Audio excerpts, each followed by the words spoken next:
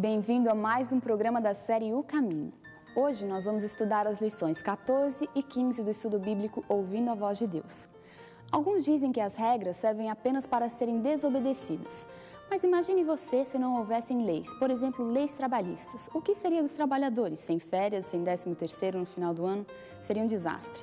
E a lei de Deus, seria ela apenas um capricho de sua parte, querendo limitar a sua e a minha liberdade?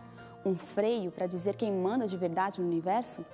Estaria ela fora do contexto social da atualidade?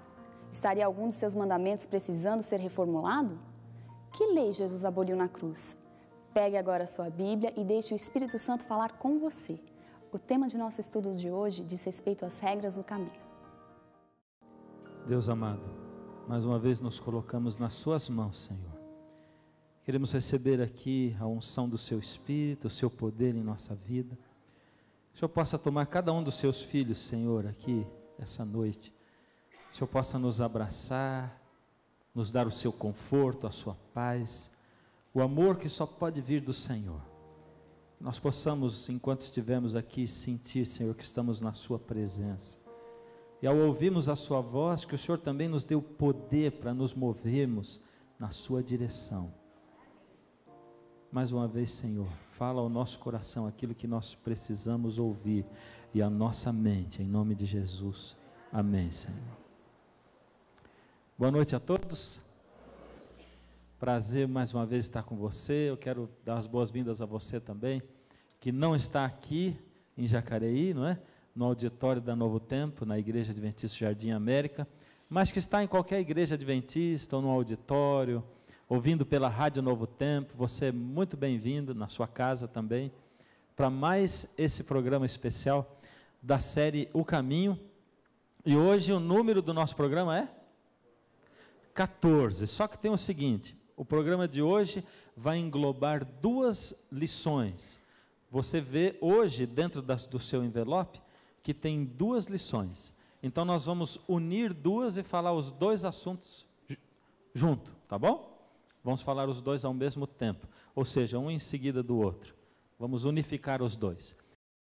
Hoje o título é Regras do Caminho. Quem gosta de regra? Levanta a mão.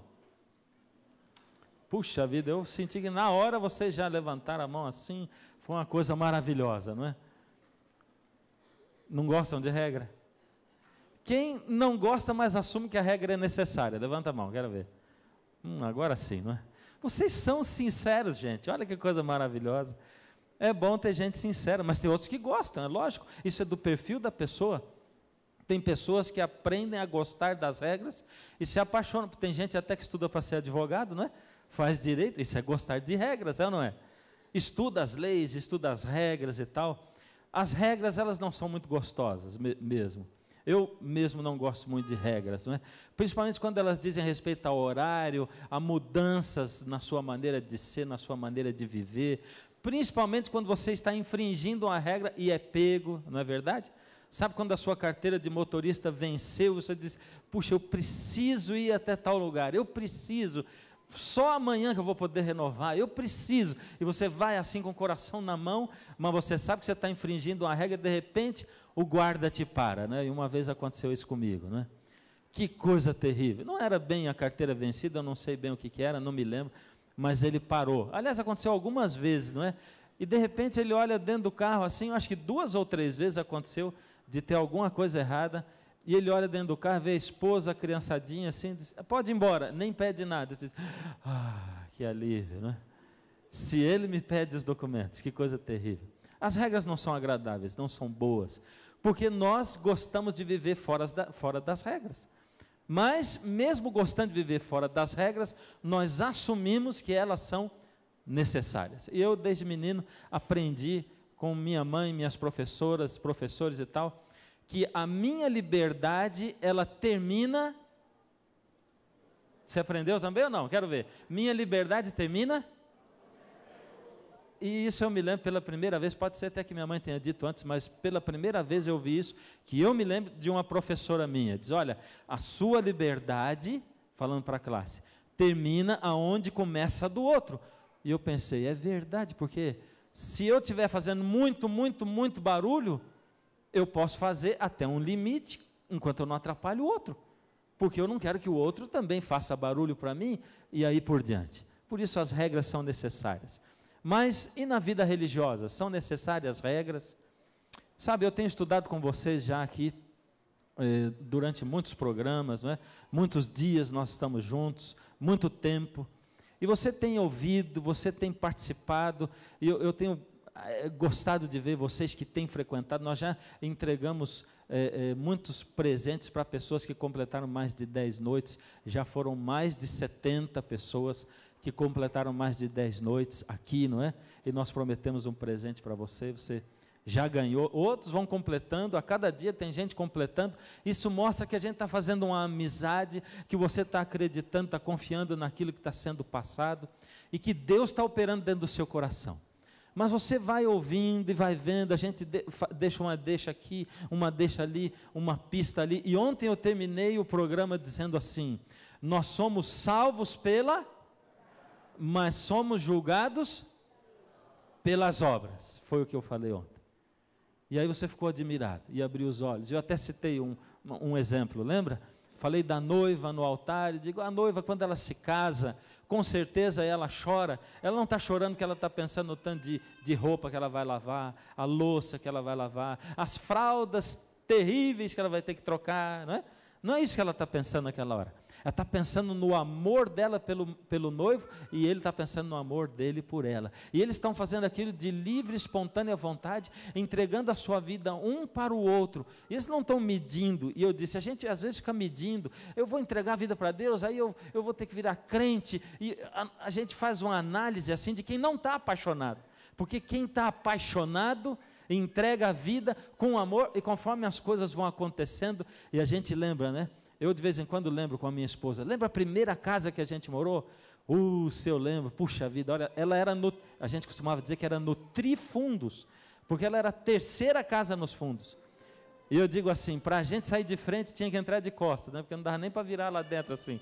Era muito pequenininha, não é? E a gente lembra os poucos móveis que a gente tinha na casa, não é?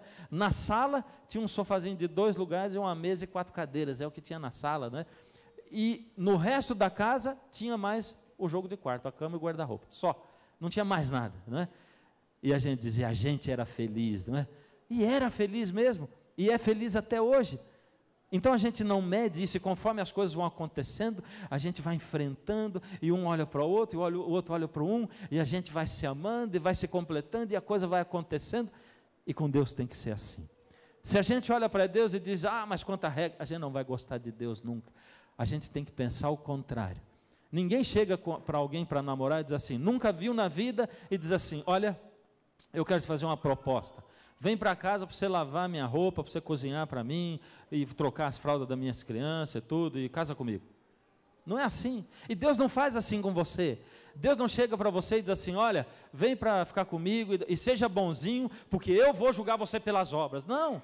A Bíblia diz, Deus prova o seu amor para conosco, pelo fato de ter Cristo morrido por nós, sendo nós ainda pecadores. Cristo deu o primeiro passo, o segundo, o terceiro, o quarto. Você e eu não merecíamos, não éramos nada, nós éramos rebeldes, somos rebeldes, viramos as costas para Deus, quebramos o nosso relacionamento com Ele, passamos a vida inteira fugindo dEle. Ele morreu por você e por mim, Ele ainda chama você através do Espírito, Ele faz de tudo para dar um jeito, para arrastar você para dentro de uma igreja como essa, para ouvir a mensagem, faz de tudo para fazer você se conectar com o rádio ou com a TV, e Ele fala para você e diz, filho, vem, eu estou esperando você, filho. Ele se humilha, Ele se transforma num homem, e tudo isso Ele faz para depois ele dizer, filho, agora eu vou ensinar você como nós vamos viver melhor. Vamos discutir relação agora. E Jesus quer discutir relação com você. Ele diz, olha, eu fico muito feliz quando você faz assim, assim, quando você fala isso e isso. Eu fico muito feliz. Será que nós precisamos de regras no relacionamento com Deus? Sim ou não?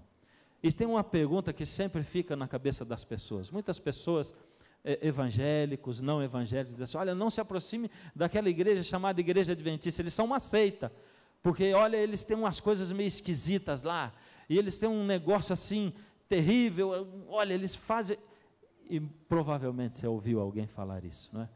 Eu não sei se até agora você tem sentido que nós somos uma seita, porque nós amamos a Jesus, nós acreditamos que Jesus é Deus, nós cremos na salvação pela graça. E eu gostaria de mostrar para você uma pergunta que talvez esteja na sua cabeça. Por que esse povo fala da lei de Deus e do tal do sábado? E isso faz com que as pessoas pensem que eles são seitas. Eu quero explicar para você.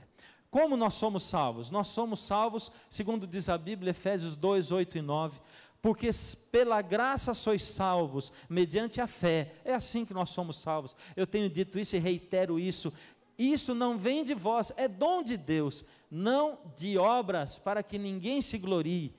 Não tem outro jeito de sermos salvos. Somos salvos pela graça, mediante a fé. E isso não é nosso, é de Deus. E eu vou dizer o que eu já disse outras vezes: não adianta guardar a lei, não adianta tirar a sua roupa do corpo para dar para os outros, não adianta você guardar o sábado, nada disso vai fazer você se salvar, não vai contar nenhum ponto para você no seu relacionamento com Deus, para que você possa ganhar a salvação. Não adianta nada. Nós somos salvos pela graça, mediante a fé. E isso não é nosso, é de Deus, porque nada que eu possa fazer é o suficiente para comprar a minha salvação. Eu não sou nada diante de Deus, mas tem algumas frases, algumas declarações que nos deixam assim, encucados, em dúvida. Por exemplo, Jesus declara: todo aquele que me diz Senhor, Senhor, e não guarda os meus mandamentos, é mentiroso e nele não está? Quem disse isso? Todo aquele que diz Senhor, ó Senhor, mas não guarda os meus mandamentos. E alguém pode dizer assim: espera aí, mas Jesus está dizendo os meus mandamentos, não os 10 mandamentos. Ora, o que nós estudamos e o que qualquer igreja cristã prega? Jesus é Deus, sim ou não? Se Jesus é Deus, Jesus foi aquele Deus que criou tudo aqui, porque João diz assim: tudo que foi feito por meio dele, e sem ele nada do que foi feito se fez. Foi ele que fez. Ele disse haja luz, foi ele que deu vida a Adão, foi ele que criou Eva, e assim por diante. E Jesus disse algumas vezes, e nós estudamos textos anteriores, quando ele diz assim: eu sou. Quando ele diz eu sou, ele está usando o nome de Deus, o mais importante. Quando ele apareceu para Moisés, e Moisés disse: Senhor, mas o Senhor está me mandando libertar o povo de Israel de lá do Egito, e eu vou dizer que eu estou indo em nome de quem? Ele diz assim: diga para o faraó, eu sou, me enviou. E Jesus disse: eu sou depois o caminho, a verdade e a vida. Estava se referindo a lá, aquela época. Por isso, quem foi o Deus que apareceu para Moisés lá no deserto? Foi Jesus, ele mesmo. E quando Jesus diz: todo aquele que me diz Senhor, Senhor, e não guarda os meus mandamentos, será que Jesus mudou? Ou ele diz: não se esqueçam, eu sou Deus e eu não mudo. Não guarda os meus mandamentos. E ele chama de quê? De mentiroso. Ele diz que nele não está a verdade. Mas Paulo diz outra coisa, e parece diferente. Veja o que Paulo diz em Romanos 3:20: visto que ninguém será justificado diante dele por obras da lei. E agora? Em razão de que pela lei vem o pleno conhecimento do pecado. Jesus diz que tem que guardar os mandamentos, mas Paulo diz que diante de Jesus ninguém vai ser justificado pelas obras da lei. Agora veja o que Jesus diz de novo em João 15:10: se vocês obedecerem aos meus mandamentos, de novo, permanecerão no meu amor, assim como tenho obedecido os mandamentos de meu. Agora, hein? Se você continua pensando que aqueles mandamentos eram de Jesus, ele está dizendo que ele também obedecia os mandamentos de quem? De Deus. E em seu amor permaneço. Será que a Bíblia se contradiz? Tem uma aparente contradição aí, não tem? Então veja mais. Não, a Bíblia não se contradiz. A Bíblia nunca se contradiz. Existem contradições aparentes algumas vezes, mas quando nós vamos estudando e buscando daqui e comparando ali, lembra o que diz a Bíblia lá desde o começo do nosso curso? Um pouco aqui, um pouco ali, comparando, e aí nós vamos esclarecendo. Será que a lei foi abolida quando Jesus veio? O que você acha? É para você pensar, porque aqui vai ter um monte de gente que vai dizer não, e outros vão dizer assim, foi. Mas eu quero que você fale agora, em voz alta, a lei foi abolida, sim ou não? Não? Tem certeza que não? Eu acho que sim. Efésios 2,15. aboliu na sua carne a lei dos mandamentos na forma de ordenanças para que dos dois criasse em si mesmo um novo homem fazendo paz. Ou seja, a lei foi abolida ou não? Está falando de Jesus, que Jesus aboliu na sua carne a lei dos mandamentos na forma de ordenanças. A lei foi abolida, sim ou não? Como é que você está dizendo não se a Bíblia diz que sim? A Bíblia diz que a lei foi abolida, é o que está escrito aí, e eu não posso ir contra a Bíblia, portanto a resposta para isso aqui é sim. Foi abolida a lei, sim ou não? Está difícil falar isso? Mas está de acordo com a Bíblia, é o que diz a palavra de Deus. A palavra de Deus diz sim, a lei foi abolida. Agora eu quero dizer assim, a lei diz assim, entre outras coisas, não matarás, não mentirás, honra teu pai e tua mãe. Já que a lei foi abolida, eu posso transgredir tudo isso aí, não é verdade? Se a lei foi abolida, então eu posso matar, eu posso roubar, eu posso adulterar, porque a lei foi abolida, não é verdade? E agora, como é que fica? A lei foi abolida, sim, essa é a resposta. Não pense que eu estou inventando e nem mentindo, a lei foi abolida, sim, e nós lemos ali na palavra de Deus. Só que surge um problema, porque se a lei foi abolida, eu posso fazer tudo isso? Vamos ver de novo. Não dá para negar que Paulo afirma mais ainda, porque o pecado não terá domínio sobre vós, pois não estáis debaixo da lei, e sim da graça. Paulo está dizendo, o pecado não tem domínio sobre você. Você não está debaixo da lei, você está debaixo da graça. E agora? De novo. Então quer dizer que eu posso mentir, roubar, adulterar e cobiçar? Sim ou não? Você está confuso? Está confuso ou não? Se você está confuso, eu estou atingindo meu objetivo, que meu objetivo, por enquanto, é esse. Vamos lá. Quantos tipos de lei nós encontramos na Bíblia? Agora nós vamos começar a responder a coisa certa. Quantos tipos de lei? São 4 tipos. Está olhando aí a tela? 4 tipos de lei que a Bíblia descreve. E não posso falar só. Eu tenho que falar e mostrar o texto bíblico para você, para poder provar aquilo que eu estou falando. Vamos começar assim. Quem deu essas leis para Israel? Moisés ou Deus? Quero ouvir você falando. Você já está em tanta dúvida que está respondendo baixinho agora. Deus. Foi Moisés ou foi Deus? Então vamos lá. Primeiro, 4 tipos de leis. O primeiro eram as leis civis para regrar e reger a nação de Israel. Aqui diz assim, disse o Senhor, se alguém furtar um boi ou ovelha e o degolar ou vender, por um boi pagará 5 bois, pela ovelha 4 ovelhas. Isso fazia parte de um código de lei que era uma lei civil. Esse é o primeiro tipo de lei que tinha Israel. Eram quantos tipos mesmo? Isso, vamos lá, vamos conversando que nós vamos chegar lá. Então aqui está uma descrição. Segundo tipo de lei, eram as leis cerimoniais ou a lei cerimonial. Que lei cerimonial era essa? Nós aprendemos esses dias passados aí, né?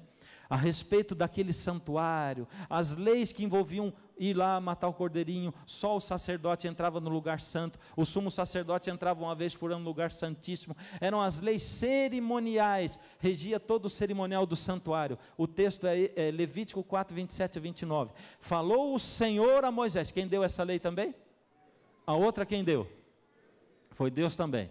Se alguém do povo pecar contra algum mandamento, oferecerá um cordeiro sem defeito, sobre a cabeça do animal confessará o seu pecado e o degolará. Isso aqui faz parte da lei cerimonial. Primeira lei era a lei civil, regia o país. Segundo, lei cerimonial. Outro tipo de lei. Terceiro tipo, leis de saúde, para a felicidade e bem-estar do povo. Deus deu leis, deu regras. Falou mais o Senhor a Moisés. Quem foi que deu a lei? Deus. Falem aos filhos de Israel, estes são os animais que comereis. Deus deu uma lista aqui em Levítico 11, de animais que a gente deveria comer ou não deveria, porque Deus queria que o povo tivesse mais saúde, então Ele deu essa lei para lá para o povo. Eram as leis de saúde. E o último tipo de lei, qual era? Lei moral, que eram os 10 mandamentos, que regem todos os seres do universo, incluindo o próprio Deus. Então falou Deus. Quem deu essa lei? Deus. Todas essas palavras dizendo, não terás outros deuses diante de mim, e Deus começou a dar os 10 mandamentos.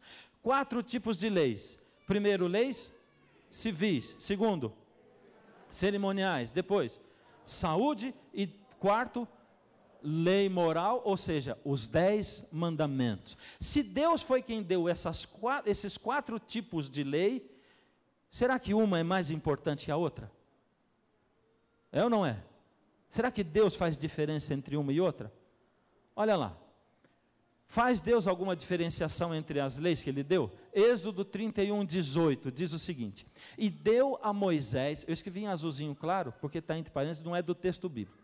E deu a Moisés, quando acabou de falar com ele no Monte Sinai, ou seja, Deus tinha acabado de falar com Moisés no Monte Sinai, e deu a Moisés as tábuas do testemunho, os 10 mandamentos, tábuas de pedra escritas pelo dedo de Deus. A única parte da Bíblia que é escrita pelo dedo de Deus são os 10 mandamentos. Deus fez diferença entre essa lei, os 10 mandamentos e as outras ou não? Mas sabe o que aconteceu? Moisés desceu de lá do Monte Sinai, e quando ele desceu, o povo tinha feito um bezerro de ouro, e estava adorando aquele bezerro de ouro, e fazendo um carnaval, uma algazarra, uma orgia danada, e Moisés ficou tão irado com aquilo, que ele pegou as tábuas de pedra dos 10 mandamentos, e jogou e quebrou aquilo. E agora, dessa vez, quem foi que escreveu os 10 mandamentos? Vamos ver lá. Êxodo 32:19, e aconteceu que ao Moisés descer do monte, viu o bezerro de ouro e as danças, acendeu-se a ira de Moisés e arremessou as tábuas das suas mãos e as quebrou ao pé do monte. Então disse o Senhor a Moisés: lavra 2 tábuas de pedra como as primeiras, e eu escreverei nelas as mesmas palavras que estavam nas primeiras tábuas que quebraste. Deus insistiu com isso. Será que Deus não está querendo dizer alguma coisa para nós? Eu escrevi, Moisés foi lá e quebrou, e aí eu peguei e mandei Moisés fazer a tábua de novo, e eu escrevi de novo, porque eu podia ter dito para Moisés: agora você já sabe, escreve aí, faz o dever de casa. Mas não, foi Deus quem escreveu. Vamos continuar. Então qual foi a lei que foi abolida? Qual foi? Vamos ver. Daniel 9:27. Na metade da semana fará cessar todo o sacrifício. Vocês lembram daquela profecia de ontem? Aquele gráfico maravilhoso que eu desenhei? Tem mais um hoje, tá? Maravilhoso, vocês vão gostar. Agora veja, Deus diz, na metade da semana, aqueles 7 anos, quando chegou no ano 31 antes de Cristo, Jesus morreu, e Deus diz, quando você morrer, vai fazer cessar o quê? O sacrifício.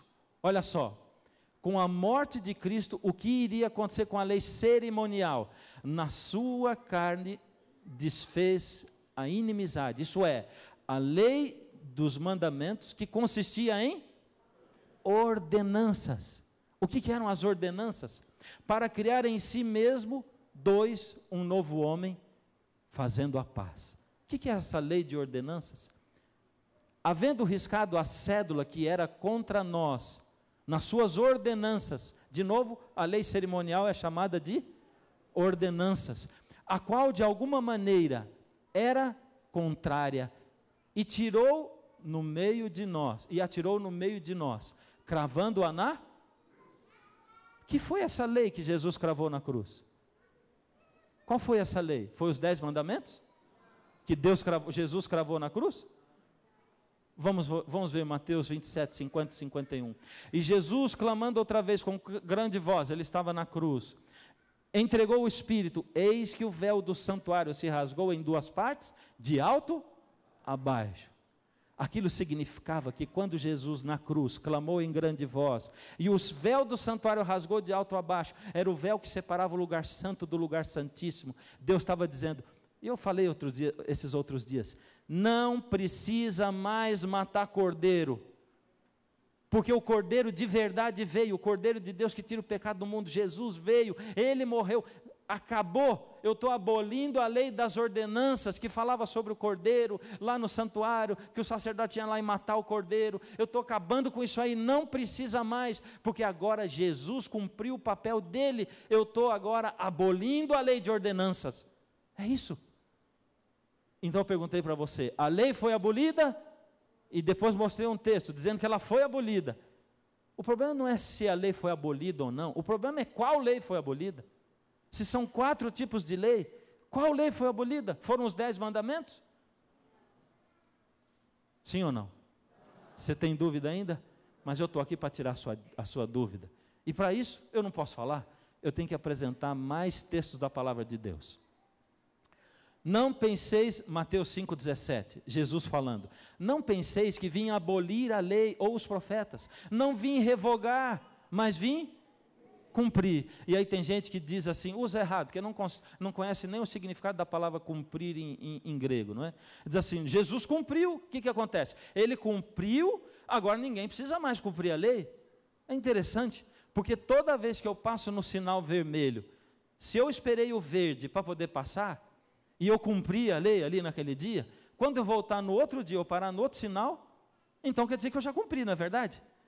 Eu cumpri a lei lá atrás, não preciso mais cumprir o resto do caminho. Posso ir daqui até Curitiba, até São Paulo, até o Nordeste, sem parar em nenhum sinal vermelho, porque eu cumpri a lei, já está cumprido uma vez por todas, não é verdade? Não, Jesus está dizendo o contrário, ele até põe duas palavras, aí eu não vim abolir a lei, eu não vim acabar com ela, eu vim cumprir, eu vim fazer a lei se cumprir, eu vim para fazer o que a lei diz, eu não vim revogar, eu vim para cumprir. Jesus diz mais em João 14,15, se vocês me amam, ou seja, se me amais, guardareis os meus mandamentos. O que mais diz Jesus? João 15,10, se guardardes os meus mandamentos, permanecereis no meu amor, do mesmo modo que eu tenho guardado os mandamentos do meu Pai. Já citei esse texto, não é? Agora, então como agora nós vamos harmonizar as palavras de Paulo com as de Jesus? Primeiro, quando você tem em mente que a lei que foi abolida foi a lei de ordenanças, a lei cerimonial que falava das coisas do santuário, você já resolve um monte de coisas lá em Romanos. E você se lembra que Paulo está falando disso. Mas sobra ainda uma outra coisa. Porque Paulo diz, agora vocês não têm mais problema, porque vocês não estão debaixo da lei, mas estão debaixo da graça. E aí? A lei de ordenanças resolveu isso já? Não. Nós temos que entender um pouquinho mais. Vamos lá. Como nós vamos harmonizar isso aí? Em primeiro lugar, antes de Jesus vir a essa terra, ninguém conhecia o caráter de Deus. Está certo ou está errado? Ninguém conhecia visivelmente. As pessoas tinham uma ideia. Deus, o Senhor Jesus, antes dele vir, ele pôs aqui na terra a lei que expressava o caráter dele. Ele queria dizer para as pessoas, vocês sabem como é que é Deus? Deus é assim, Deus, ele não mata, Deus não rouba, Deus não cobiça nada de ninguém, Deus é um Deus respeitador. Em outras palavras, vamos resumir os 4 primeiros mandamentos.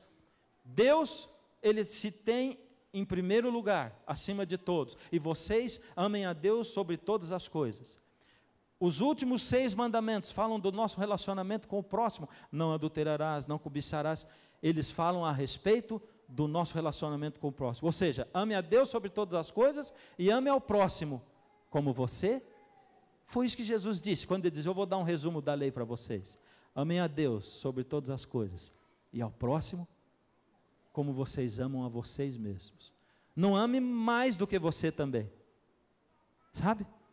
Se o seu marido judia de você, se ele bate em você, se ele agride você com palavras, você não pode amar mais ao seu marido do que a você. Você está entendendo? Você tem que amar como você ama a você. Ame o seu próximo como a você mesmo. Então Deus deu a sua lei, que expressava o caráter de Deus. Agora, Jesus revelou o caráter de Deus visível, o amor de Deus, porque ninguém amou como Jesus, ninguém foi tão humilde como Ele, a misericórdia do Senhor, ninguém teve tanta misericórdia, e a graça de Deus, tudo isso foi visível. Eu gosto de citar de ilustrar a coisa mais ou menos dessa maneira. Nós temos lá em casa, nosso filho mais novo, que é o Felipe, e a prima dele, Camila. Hoje ele está com 15 anos, mas quando eles eram pequenininhos, o Felipe era bem o meu biotipo, assim, alto, magro, era essa coisa, né? E aí a priminha dele, menininha, pequenininha, né, bem magrinha, e ele fortinho, chapado, né? Mas eles se amam desde pequenininho. Então, quando eles tinham aí 1 aninho e meio, eles se encontravam, era a coisa mais divertida do mundo, mais gostosa ver os dois se encontrando. Porque eles se viam pequenininho, corriam assim, para não dizer que eles se abraçavam, o Felipe abraçava a Camila e apertava. E quando ele parava o abraço, ele largava. E aí ela caía no chão e começava a chorar. E ele olhava com a cara de quem diz assim: por que ela está chorando? Não fiz nada. E eu costumo dizer assim: Deus, no Antigo Testamento, quando se aproximava do homem, ele dizia assim: não temas. Porque era o cume do Monte Sinai fumegando, era trovão, era raio, era terremoto, era uma ventania, era um fogo. É como se Deus quisesse se aproximar do homem, mas ele tivesse medo de destruir o homem. E Deus diz: faz um santuário aí para separar o povo de mim, porque se a glória da minha presença estiver no meio do povo, vai todo mundo ser fulminado. Deus era esse Deus poderoso, mas quando Deus veio aqui para a terra, ele se tornou homem, Jesus. Agora sim, o homem podia vê-lo, tocar nele. E as pessoas entenderam como é que era Deus, elas faziam uma visão de quem era Deus, diferente do que ele era. Mas a lei deixava simplesmente com que eles soubessem como era o caráter dele, mas não viam pessoalmente. Assim, Jesus veio pessoalmente por causa disso. E nós podemos conhecer a sua graça, a sua misericórdia e o seu amor. Com Jesus ficou claro que nós somos salvos e não por obras da lei. Por isso que quando Jesus chegou, as pessoas eram legalistas. Os homens tentavam ganhar a salvação pelas obras. Todos os dias aqueles homens ainda matavam o cordeirinho e não conseguiram enxergar que Jesus é o Cordeiro de Deus, que tira o pecado do mundo. Que coisa incrível! Aqueles homens se preocupavam em cumprir a lei, mas não amavam o próximo. Eles eram egoístas, avarentos, orgulhosos. Eles achavam que estavam guardando a lei, mas quebravam todos os mandamentos. Era exatamente isso. Agora veja, aqui está a graça, a vida, e aqui está o pecado, a morte. A graça, a vida eterna, e aqui está o pecado e a morte. Quando Jesus encontra você, ele encontra você aqui embaixo. Quando ele me encontra, ele encontra aqui embaixo. E aí nós temos condição de subir. Mas eu quero falar um pouquinho com vocês a respeito de Davi. Se você veio aqui naquele estudo, na lição número 5, você me ouviu falando sobre Davi. E Davi, ele correu um processo para ele se separar de Deus. A Bíblia diz que Davi era o homem segundo o coração de Deus. Por isso Davi já tinha sido pego aqui embaixo e ele já estava onde? Lá em cima. E ele correu um processo para se separar de Deus. E eu quero que você veja comigo o que aconteceu com ele. Primeiro ele se acomodou. Lembra que nós lemos o texto bíblico? Reconheceu Davi que o Senhor o confirmara rei de Israel. A gente se acomoda quando a gente não se liga em ler a Bíblia, em orar, em falar com Deus. A gente se acomoda, a gente pensa assim: eu estou bem do jeito que eu estou, para que eu preciso? Isso é carolice, ficar muito aí lendo Bíblia e ficar rezando e orando. Isso é ser carola. Como é que você vai manter um relacionamento sem conversar com a outra pessoa? E a oração é a conversa. Aí depois você olha para o pastor quando está tudo ruim, ou para o padre, você diz: eu não consigo ter fé. Mas como é que você vai ter fé em alguém que você não conhece, com quem você não conversa? Isso é o dia a dia da vida religiosa ou da vida cristã. Davi se acomodou e ele veio descendo para a perdição. Depois ele ficou vulnerável, porque quando você se acomoda, você fica vulnerável. Qualquer tentação pega você, qualquer tipo de pecado. Se você está passando por problema financeiro, você vai querer roubar. Se você está com problema com a sua esposa, você vai querer adulterar. Se você tem algum outro tipo de problema, é assim. Você fica vulnerável, e Davi ficou vulnerável. E quando você desce um pouquinho mais lá, a palavra de Deus diz que Davi saiu lá do seu quarto e foi andar na sua varanda. E aí ele viu Batseba tomando banho, e ele desejou.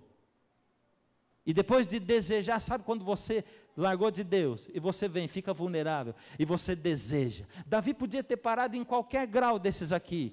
Ele podia ter parado e voltado para Deus aqui, mas ele não parou. E ele continuou descendo. Aí ele escolheu e disse para o servo: vai lá e busca aquela mulher para mim, porque eu quero me deitar com aquela mulher, eu quero ter relações com ela. E ele escolheu pecar. E depois que ele escolheu pecar, o que aconteceu com ele?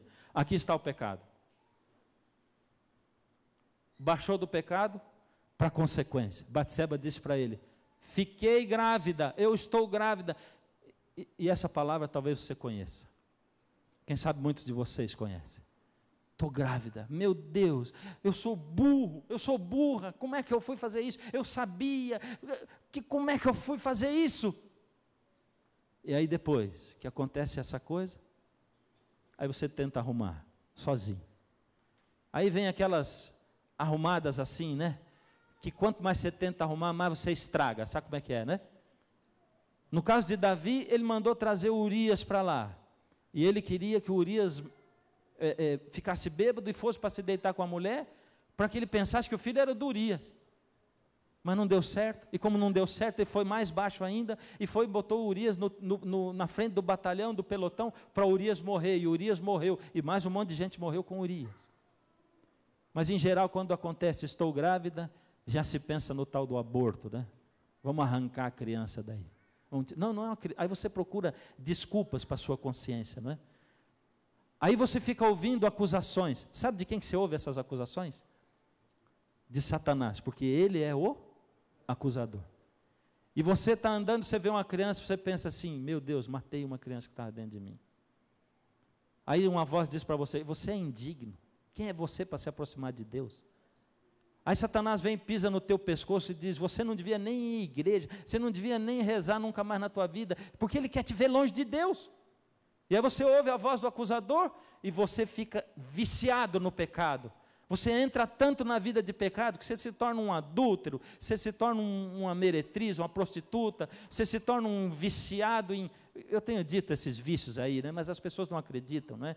Viciado em sexo, viciado em pornografia, viciado em drogas, viciado em tanta coisa. É isso. Nessa condição, você está pertinho da perdição e da morte eterna, porque lá é vida eterna e aqui é morte eterna. Perdição e morte eterna. Mas mesmo assim, quando você está lá, Jesus te dá uma opção. E aqui está tão clarinho que talvez você não enxergue, né? Aí você ouve Deus chamar. Eu vou te dizer um negócio, viu? Deus está chamando desde aqui até aqui, o tempo todo. O Espírito dele está falando com você, está chamando você, volta daí, volta, mas você vai mais fundo, e vai, e vai. Quanto mais você desce, pior é. Mas aqui, de repente no meio do abismo, quando você está lá no meio de um temporal, de uma aflição, quando você não tem mais para onde ir, aí você olha para Deus, como diz a palavra do filho pródigo, a parábola, caindo em si, voltou para o Pai, é isso. Aí você se arrepende, por que eu fui fazer isso? Aí você confessa, Deus, eu pequei contra o Senhor, eu estou confessando o meu pecado, eu fui rude, eu fui cruel, eu fui egoísta, eu fui avarento, Deus, eu coloquei as minhas vontades na frente das suas vontades, e você confessa a Deus, e aí você passou do pecado, aí é perdão duplo, Deus perdoa você, e você começa a conseguir perdoar aqueles que você não conseguia perdoar antes, porque com Deus é assim, Ele vai entrando na sua vida, e vai tomando conta de você, e você vai olhando para Ele, e vai crescendo espiritualmente, e depois você se converte de verdade, e aí Jesus justifica você e diz, agora você não deve mais nada para mim, agora a sua conta está zerada, agora você é meu, e o meu sangue está no lugar dos erros que você possa cometer, está você aqui, filho, vem comigo, e você continua na mão de Deus, continua do lado dele, e vai subindo, você está subindo para a graça, e você passa por um estágio de santificação. Santificação, queridos, é a luta sua, olhando para Deus, eu quero ser melhor, eu quero buscar Deus mais, é olhar para lá. Tem gente que não consegue olhar para lá. Pecado é o que mesmo? Segundo a palavra de Deus? Quem comete pecado também transgride a lei, porque pecado é o que diz a palavra de Deus. Olha lá. Por isso a lei é que indica o que é pecado. Sabe para que a lei serve? A lei serve para o seguinte: você está aqui em cima, com Deus. Você não precisa estar preocupado com a lei. Será que eu estou transgredindo a lei? Não. Porque você está aqui na graça, e Deus toma conta de você, você está olhando para Deus, se aproximando dEle, mas de repente você decide sair dessa linha e vir para cá, e vai voltando, e vai ficando vulnerável, e vai desejando, e você escolhe, e quando você passa para a consequência, você quebrou a lei, você pecou, e Deus diz, filho, a lei é o termômetro para mostrar para você que você desceu demais, volta filho, volta, E quando você vê que quebrou a lei, é um chamado de Deus para você voltar mais, para você ir para cima, para você sair do caminho. Ao invés de descer, você sair dessa linha e voltar para essa linha para subir de novo. É para isso que serve a lei de Deus. É só para mostrar para você, quando você está descendo, quando você já foi longe demais, volta, filho. É isso que a lei diz. A lei serve para mostrar o pecado. Guardar a lei não salva ninguém. Porque se você estiver aqui embaixo só olhando para a lei, você vai chegar só aqui. Nunca você vai chegar lá na graça e na salvação, na vida eterna. Você vai estar só lutando nesse âmbito, mas Deus quer mais de você. Ele quer que você alcance as alturas. A lei só serve para mostrar o pecado, para mostrar quando você já foi longe demais. A lei serve para fazer um apelo para você. A fé em Cristo anula a nossa obrigação de seguir os 10 mandamentos? Romanos 3,31, esse é Paulo que escreve. Olha o que ele diz: anulamos, pois, a lei pela fé? De maneira nenhuma, antes estabelecemos a lei. O que ele está dizendo? Ué, você tem fé, você passou, está lá junto de Jesus, você anulou a lei pela fé? Não, a lei está lá embaixo, você estabeleceu a lei, ela vai ficar lá guardadinha, para se por acaso você voltar, ela vai mostrar para você que você foi longe demais. 1 João 2,6, aquele que diz que está nele, também deve andar como? Como Jesus andou. 1 João 2, 5, 2 e 3, nisto conhecemos que amamos os filhos de Deus, quando amamos a Deus e guardamos os seus mandamentos. Isso aqui é Novo Testamento, queridos, vocês estão vendo? É Novo Testamento, porque esse é o amor de Deus, que guardemos os seus mandamentos, e os seus mandamentos não são pesados. É isso que está dizendo a palavra de Deus, porque senão não faria sentido. Se a lei tivesse sido abolida, eu poderia matar, roubar e adulterar, sim. Nós não podemos dizer isso, senão nós vamos fazer uma contradição com a palavra de Deus.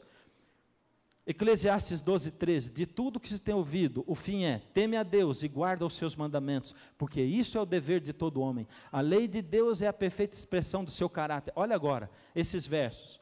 Deus é eterno, isso está em Isaías 48. A sua lei é eterna, está em Salmo 119, 142. Deus é perfeito, Salmo 52.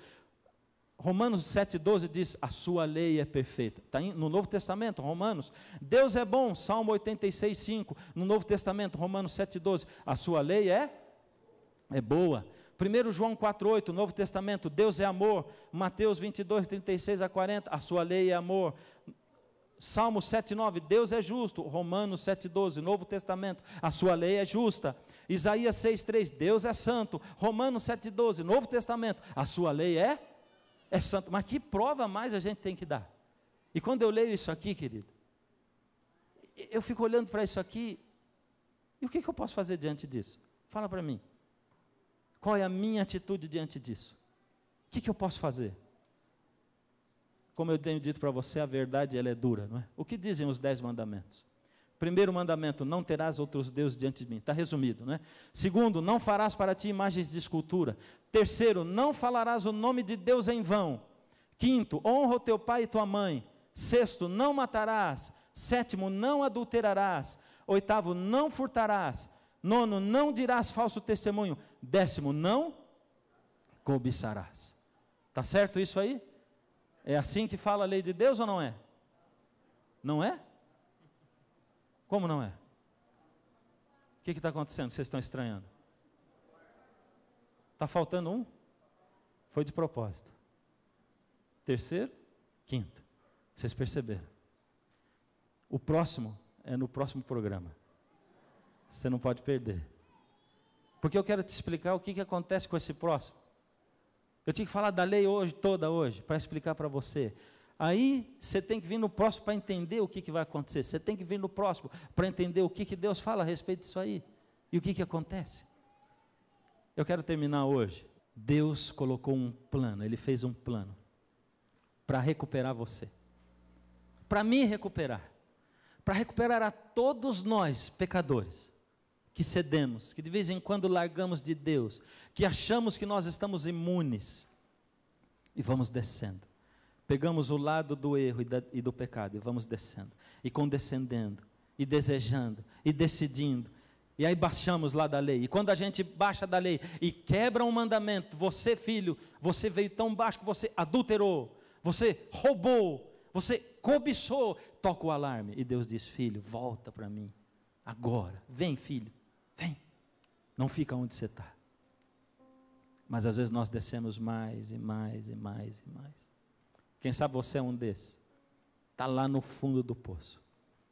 Você está tão no fundo do poço que não sente nem vontade de entregar a vida a Jesus. E algumas pessoas com quem eu converso, não aqui, ninguém me falou isso aqui, mas eu ando por esse Brasil inteiro. Pessoas chegam e dizem assim: pastor, ora por mim, porque eu não consigo sentir nada no meu coração quando eu ouço a palavra de Deus. O meu coração é duro, feito uma pedra, viciado no pecado. Não consegue ouvir a voz de Deus chamando. Deus chamou tantas vezes, você sabe disso. Porque pelos caminhos por onde você andou, Deus já chamou você e disse: filho, você vai fazer o que aí nesse lugar? Volta. E você ficou ali, sabe, no vale da decisão. E de repente você diz: Deus, para de falar comigo, porque eu escolhi isso, eu quero isso. E você vai. E aí você sofre as consequências, sente o gosto amargo do pecado na sua boca. E vai tão longe de Deus que daqui a pouco você não ouve mais. Eu não sei onde você está. Quem sabe você está lá em cima ainda, descendo e descendo, desejando. Você está namorando com o pecado, sabe, paquerando, olha para ele e diz: eu não vou aguentar, eu vou fazer isso. E Jesus está dizendo: filho, volta para mim, para aí. Talvez você sinta a sua vida no meio de um temporal terrível. Talvez você olhe para os lados e não veja nada mais a não ser escuridão. Talvez você já esteja com seu rosto banhado em lágrimas.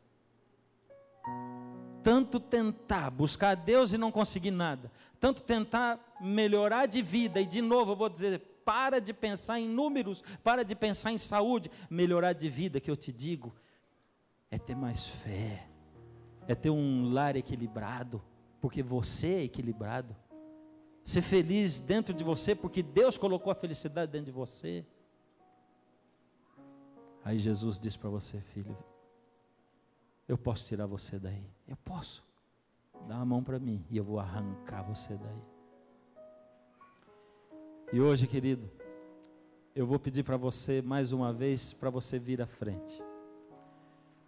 Hoje eu quero pedir para vir à frente quem não veio ainda em nenhum programa desse. Mas vou dizer de novo: se por acaso Deus estiver chamando tanto, insistindo tanto, que você não aguenta ficar no seu banco, não tem problema, vem assim mesmo. É com você que Ele está falando também. Eu quero atuar na sua vida e eu quero mudar a sua vida. Eu quero transformar isso que está aí. Você me deixa e você vai dizer: Deus, eu deixo. Saindo daí e vindo para cá com o seu cartãozinho. Então faça isso. Senhor, eu quero entregar nas suas mãos essas pessoas que aqui se achegaram, Senhor. O Senhor possa tomá-las nas suas mãos, Senhor. Aqueles, Senhor, que chegaram na frente de uma tela, aqueles que nesse momento na sua casa se levantam. Seus filhos, Senhor, que apesar de não estarem aqui, sentem-se na sua presença. Renasce o sol dentro do coração dessas pessoas, Senhor. Eu não sei aonde eles estão, Senhor, se caídos lá no abismo, se aqui perto de quebrar a sua lei, se ainda lá em cima, mas Senhor, toma-os nas suas mãos. Que o Senhor possa, Senhor, fazer as pazes com eles, que o Senhor possa justificá-los, perdoá-los, e que possamos sair daqui, Senhor, leves, porque o Senhor tirou de cima de nós o fardo do pecado. Conduz-nos para a nossa casa, Senhor, que nos lembremos que para sentir essa paz de novo, temos que estar diante da sua presença novamente. Em nome de Jesus, amém. Se você deseja estudar a Bíblia conosco e gostaria de ter aí na sua casa o curso Ouvindo a Voz de Deus para acompanhar estes estudos, escreva agora mesmo para a gente. O nosso endereço é Caixa Postal 7, CEP 12300-970, Jacareí, São Paulo, e nós vamos lhe enviar totalmente de graça essa série de estudos. Nos encontramos na próxima semana para juntos crescermos mais no conhecimento da Palavra de Deus. E lembre-se, Jesus disse: eu sou o caminho, a verdade e a vida. Ninguém vem ao Pai, senão por mim.